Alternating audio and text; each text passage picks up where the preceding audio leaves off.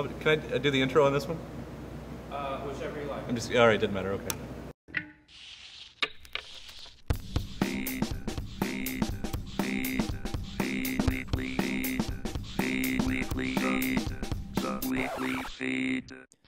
Matt Nathanson knows music and is a fun guy to talk to about it. From college radio's heyday in the 80s to his thoughts on Radiohead and The National, the songwriter seems to know it all, and it shows in his own music, like the cuts from his latest LP, Modern Love, or his breakthrough single, 2007's Come On Get Higher. We dive into his process, love in the future, and what new records he's hiding in the bus. Kyle Meredith with Weekly Feed TV, joined by Matt Nathanson. Welcome, sir. Thanks for having me. You've got a brand new record and everything out. Yeah. This is like, what, 8, 9?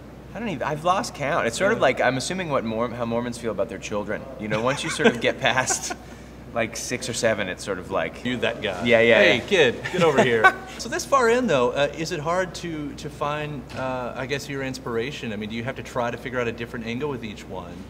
I'm just beginning to catch my stride as like a human even. And so to do that at this late in the game, at almost 40, I feel really, I feel like there's so much I want to do. Like I bet if you asked Ryan Adams, you know who I am, not at all, you know what I'm saying? Like I'm not comparing myself to Ryan, but if you ask someone like Ryan Adams, who's incredibly prolific and has put out a bunch of records, I bet, you know, he must feel a sense of like, all right, well, I did that. I kind of did that. For me, I feel like it's sort of been this tentative move forward. Sure. And only on the last record or two have I felt like I'm starting to even understand myself and be confident enough to do things and step out. And so I feel like the stuff that is coming up is going to, and it's not in a way where everyone's like, my greatest work is ahead of me, but I really do feel like I'm still evolving in this way that feels significant, you know. And I think it's because I was stunted from the beginning, not because I was such a revolutionary. But so I really do feel creatively like these new things that are coming up are really exciting. So you stopped in a record store. Yeah. In Atlanta. So this is my little like area. This is the home. It's funny. I buy records when I'm on tour, and the only way to listen to them is on my iPod. Right. So I buy records, and I have like the MacBook Air has an external drive, so you have to have an external. I mean, like, couldn't be a more complex situation just to get the record you want to listen to. Because you're writing about vinyl and everything else, and then totally. And like most of them, like the new, I got Jimmy Cliff's EP that Tim Armstrong from Rancid did. Sure. And it's always nice when it includes a digital download because then it makes it easy. You think it's a bit odd on this one? So Tim Armstrong's, you know, he's having to do these Clash covers and everything. He said, "And I want you to cover me." I know, it's strange. Definitely a weird moment. You think that's how the conversation goes? Yeah. If that comes from Tim or if it comes from Jimmy He's Cliff. like, Jimmy, you know what's great? Me. And so you look for the past for the futuristic record. Yeah. Modern Love. I loved those 80s records. Named after the David Bowie song, or just coincidental? A little nod to David Bowie. Yeah. That was a great period. The Let's Dance period was great for me. So with the 80s, though, you were in college. What would that have been? 90? 91 was my first year in college. So you were still, I mean, that's college radio's heyday. Yeah. Oh my God. And not to mention the Pixies, Trompe la Main. It was a really great commercial art period where, like, we got Achtung Baby, we got Nevermind, Blood Sugar Sex Magic, 10, Gish, all in the Pixies, same year. Trompe la Main. All in 91. Yeah. We were talking about this. So what do you say? 1967, year that music changed forever. 1991. Yep. I would say 87 as well. well. What's 87? 87 was Appetite for Destruction, Joshua Tree. Okay. It was a great period of see, for me as a kid, it was always commercial stuff, right? Sure. And then when I got to college, it became much. That's when you dive deeper. Yeah. Right. Yeah. And so for me, there was a great period of time in '87 where like there was this new folk thing that happened with 10,000 Maniacs, Tracy Chapman, Suzanne Vega, like that period of time, and I thought that was amazing. Like I thought that was great. Songwriters were kind of coming back into fashion then. Yeah. Have there been any of those years since then? I mean, I feel like I can look at 2002, 2004. And see Death Cab, Killers, Modest Mouse. I mean, there was the that was a nice moment. The revolution. Yeah. That was a nice little moment. But do you get a little bit nervous that is it going to happen again? Do we have those revolutions again? It's funny. I'm a weird believer in a couple things that are sort of anti. They're sort of like. I believe that a band like The National, who are incredible, right, lack the vision or lack the drive for commercial success that a band like REM had. And lacking that drive for commercial ability, sort of opting out of the race essentially, is a bummer for culture in general, even though now it's great to still get national records that are great. But to me, what was so amazing about REM is that they had the artistic vision, and then they also, it was a different time, of course, so they were being infused with money so that they could bring in resources that allowed them to push themselves. Here's a great example, Soundgarden, right? Made Louder Than Love, then they made Bad Motorfinger with Terry Date, then they made Super Unknown with Michael Beinhorn. Significantly more commercial, significantly more expensive records, and it's pretty much, I don't know anybody that thinks Louder Than Love or Bad Motorfinger are better than Super Unknown. I mean, like, Super Unknown is a fantastic. It's an amazing record. It's like it's the perfect storm of like art and commerce, which to me is what makes records that really I like music to change the face of, like, I like culture to shift. And so a band like The National doesn't shift the culture because they don't, I've never seen them want to do it. Yeah. Maybe they're afraid of getting to the point where they write Shiny Happy People. Well, that was a rough period. There's no doubt about it. But that record also it's had a great record. Country feedback. Yes, I mean, there's some great stuff on that record. And that's, to me, that's the bummer about what's going on with this sort of what indie rock does. Is rarely does indie rock now want to like, they don't want to win the world. They're fine being who they are. And I feel like that's an outcropping of the 90s mentality, which is like selling out, don't sell out, corporations suck, this is terrible, which I totally get, and I can. All their heroes did it, if they would just look. Dude, I mean, Led Zeppelin, I mean, Black Sabbath, I mean, some of the greatest records of all time. It's like, I want music to change the world. I don't want music is not a fashion thing. Music is not like something you grow out. It's not like, oh, they're wearing hush puppies now, let's all wear hush puppies. You know what I mean? I think music is like, music should be something that alters the face of fucking culture. I bought Lulu, Metallica, and Lou Reed. Well, how do you feel about this? Dude, I haven't really, I've just heard rough record. Parts of it, and everybody hates it so much that, and I love Lou Reed and Metallica both so much that I was like, I have to do this. And Lou Reed has made many records that I couldn't stand right after records that I adored, and Metallica has done the same thing actually. So I thought, I'm gonna give it a shot. I'm down. Let's do this. Yeah, so, I can actually say for me that's a really rough listen. Oh, I bet. You know, I've tried it a few times. Because in theory, that could have been a great. I mean, and it's the Berlin style stuff, you know. So yeah, it's not. I've heard the stuff I've heard has sort of like made me recoil. I guess kids are coming up differently right now, though.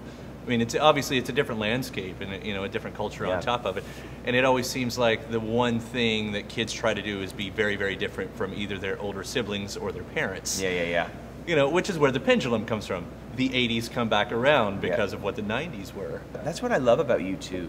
Even though the last U2 record didn't have a single on it, right? So it didn't really do what it should have done. But as an album, it was the most cohesive album they'd made in the 2000s. That's great. And so, to me, U2's so great because they have a hunger to be in it. Like, I was listening to The Bends and I was listening to OK Computer yesterday morning. And it's like, Radiohead really did opt out of being the biggest band in the world. And for me, their records sort of started to get really up their own ass a little bit, you know? And it's like, and there's moments that are transcendent, don't get me wrong. But like, I really felt like when they were fighting to do something larger, it had more of an effect on me as an art piece, you know?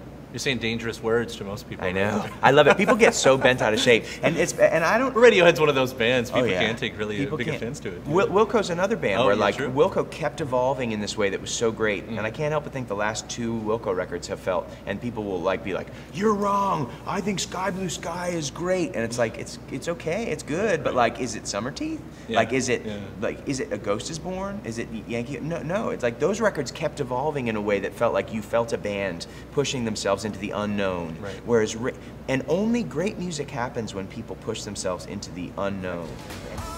So is there anybody doing it now? Is there anybody in the it doesn't have to be indie, obviously, if that's it, but is there anybody trying to really take it besides yourself, of course? See, that's the joke, is that all the criticism that I say is actually about myself.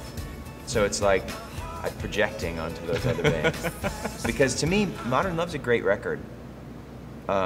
It was the best I could do at the time I could do it, which is how records happen. Is it hard to change styles right in the middle? I mean, is that something you do? Like what do you mean, like shifts?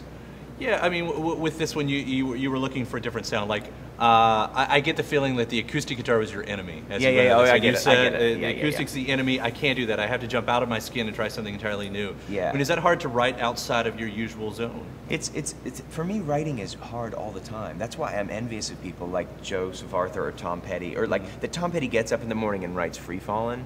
You have no idea how much that makes me want to punch my own face.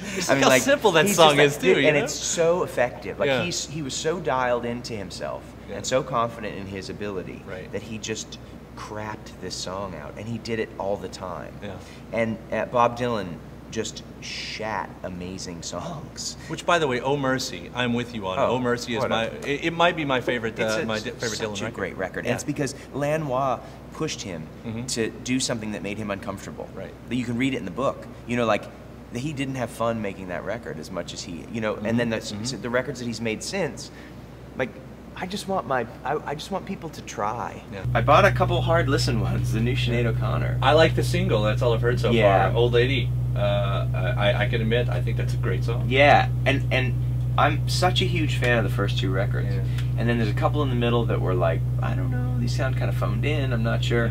And this one, because of, I just wanted to commit to her again. Yeah. Like, and so I bought it. Well, she's being committed at the moment. She's having a rough time. She is Sinead having the roughest time. Yeah. Dude, That was a marriage, a divorce, all in like a month. Yep, and then she's back with him right now, or are they off? I lost track. She said if I read it correctly, I read it quickly, but one of her bucket list things is to pose for Playboy. Yeah, that just came up. Yeah, like Sinead O'Connor. So how do you do this when you're releasing a record? Or maybe this is the tact you need to use. Dude, I think my next record, I'm gonna come out and I'm gonna divorce my wife. I'm gonna like get into a fight, then I'm gonna remarry. It's gonna be great. I can totally do it. It's working for Rihanna and Chris Brown now too. Oh my God, is there ever a sadder story than that? I think the album is crucial. I just think I think I've downloaded 10 songs total from iTunes in my life. Yeah. And it's not that I think iTunes is bad. It's just like for me, going to a record store is where it's at. Right. And so, and listening to a record where you put it on, or you put it in the CD player, or you put it on the turntable, and you listen to it all the way through, and you experience it. To me, that's how it should be done. And so that's why I did Album of the Day, because I kind of felt like, oh man, it's important that people feel like the songs are collection that are as a whole. Right. You know. Right. So does that influence how you? Well, I mean, I guess it does influence how you write your record as a record. But do you go back to that and looking for the formulas? Do you get that meticulous into it? Like, oh, look at U2. U2's Joshua Tree perfected the rock formula, Right. As it can be said. Or if you back up Pride, I think Pride might be the greatest rock song of all time as far as formula is concerned. Right. I mean, does that have to factor in? Do you get that meticulous about it? I mean, if my brain gets involved, I there's do. the brain. And that's sort of the deadly part, is Yeah. like over-analysis instead of experiencing. So what about your big theme on this record, love? Yeah. That's a new subject. So I went deep. Because it's all about getting off. It's like, sort of, I always have this thing where people say, you know, sort of, people sit around and say, my ideal man is this, or my ideal woman is this, right? Like, people say that. I don't have an ideal woman. Like, to me, Right. it's like, everybody's so beautiful. What the fuck? How am I supposed to pick? Do you know what I mean? And so it's like, big, tall, short, small, you know what I mean? And so for me, it's like, it's all about the transcendent moment of like connection, you know, and that's what the music's all about. I'm constantly in search of. I don't drink and I don't do drugs, and so for me, the music is like the way. Now, how do you take a subject that's the most written about subject in all of rock and roll and put your own spin to it? I don't know. Which you've done quite nicely. I mean, songs like Kiss Quick and I mean, and on and on and on throughout the record. You know, you have these great themes of love that are just a bit different. The record was kind of about this idea of where does love exist? Where I was using their stories and the idea that, like, where does love exist now in a time where we're the most superficial we've ever been in our culture? Like, we're at this place where human beings have entire relationships without ever seeing each other. Human beings feel the most distant from who they actually are, at least on a cultural sense. Right. And so it's like, where does love, which is the real thing, the molten, like, difficult to hold on to, sort of ugly, weird, joyous, amazing thing, like, where does that show up in a culture where people tweet each other all the time? Sure, we never actually have to see each other. Yeah, right. never. Yeah. And so for me, that was kind of the idea of why we used technology when we made the record and the production, and this idea of like, I wanted to sort of like mash it together in this thing of like, where does the good stuff live now? Where does the beating heart of humanity exist in a time where we're getting further and further and away from it, and more light speed, you know, everything moves so fast. You have this great parallel of the records you love and then love as a theme. Which works out, because the great thing about the 80s, you were talking about, they were writing futuristic music. It wasn't of the time. And it ends up being what the future sounded like, because the future was looking back. Right, right. Oh, yeah. So it was this weird circle. Just blew your mind. That totally blew my mind.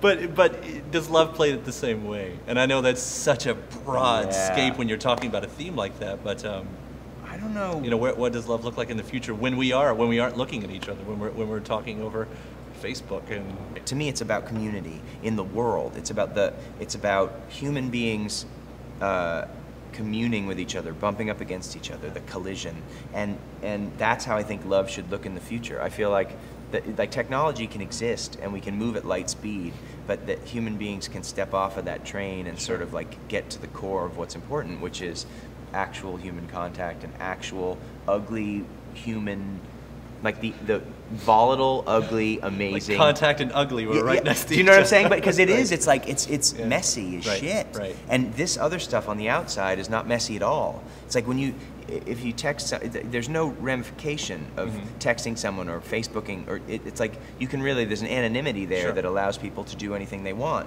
To me, I think people being accountable for what they say and what they do, and then having to face the other person or the other people in their tribe, I think that's crucial. Like, I think that's the only way as a society that we're going to survive. So once again, we look back to move forward. It's funny. It's totally true that you say that. Yeah, we totally look back. That's like there are a couple things we got really right back in the day. Right. You know what I mean? Well, we got here somehow, right? Yeah. So. All right, Matt, it was great talking to you. Oh my God, this was great. Yeah, Thank Modern you so Love's much. a new CD, and it's been a pleasure. Yeah, awesome.